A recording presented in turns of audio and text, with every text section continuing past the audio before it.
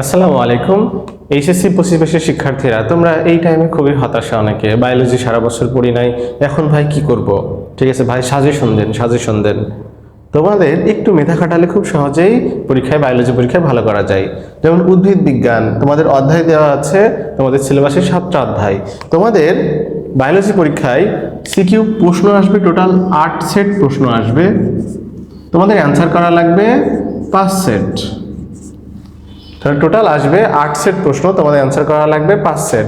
সুতরাং প্রতিটা অধ্যায় থেকে একটা করে সৃজনশীল আসবেই, 7টা সেট হলো। আর একটা অধ্যায় থেকে দ্বিগুণ প্রশ্ন আসবে, মানে আরেকটা সেট আসবে। তোমরা যদি ফার্স্ট পেপারের 9 নম্বর অধ্যায়টা অনেক বড়, একটু কঠিন, এইটা স্কিপ করে বাকি 6টা অধ্যায়ের যদি বোর্ড প্রশ্নের প্রিপারেশন নাও, তাহলে এই 6টা অধ্যায় থেকে 60 সেট প্রশ্ন কমন চলে আসতে পারে। ঠিক আছে, তাহলে এই কয়টা অধ্যায় পড়বা ভালো করে। এই কয়টা অধ্যায়ের সিকিউ এর জন্য ভাই কি পড়বো, ভাই সিকিউ এর সাজেশন কি?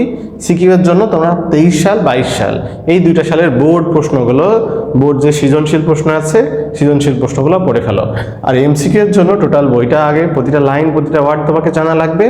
আর কি করা লাগবে, তোমার যে বিগত সালের যে বোর্ড প্রশ্নগুলো এসেছে, বোর্ড প্রশ্নগুলো তুমি ভালো করে পড়ে ফেলো। ঠিক আছে, তেমনি জুওলজির ক্ষেত্রেও বা প্রাণী বিজ্ঞানের ক্ষেত্রেও তোমাদের 8 সেট প্রশ্ন আসবে পরীক্ষায়, তোমাদের 5 সেট অ্যান্সার করা লাগবে। ঠিক আছে, তাহলে তুমি যদি 11 নম্বর অধ্যায় একটু বেশ বড়, তো ওইটা বাদ দিয়ে বাকি 6টা অধ্যায় যদি খুব ভালো করে পড়ে যাও, তাহলে তোমার 7 সেট অথবা 6 সেট প্রশ্ন কমন আসবে, এটা শিওর। ওকে, আর এই অধ্যায়গুলো থেকে 23 সাল 22 সালে সৃজনশীল প্রশ্নগুলো পড়ে যাবা। আর এমসিকিউ এর জন্য যেটা বললাম, যে গাইডের যে বোর্ড পরীক্ষার প্রশ্ন এমসিকিউ যেগুলো দেওয়া আছে, এগুলো পড়বা। আর বিগত সালের মেডিকেল ভার্সিটির প্রশ্নগুলো, এমসিকিউ গুলো এখন পড়ে রাখতে পারো। ঠিক আছে, তাহলে বায়োলজিতে খুব সহজে এবার A+ তোলা সম্ভব। ঠিক আছে, তাহলে এই পর্যন্ত পড়বা। আর ডিটেলসে কোনো কিছু জানার দরকার হলে ইনবক্সে নক দিও। ওকে, আল্লাহ হাফেজ।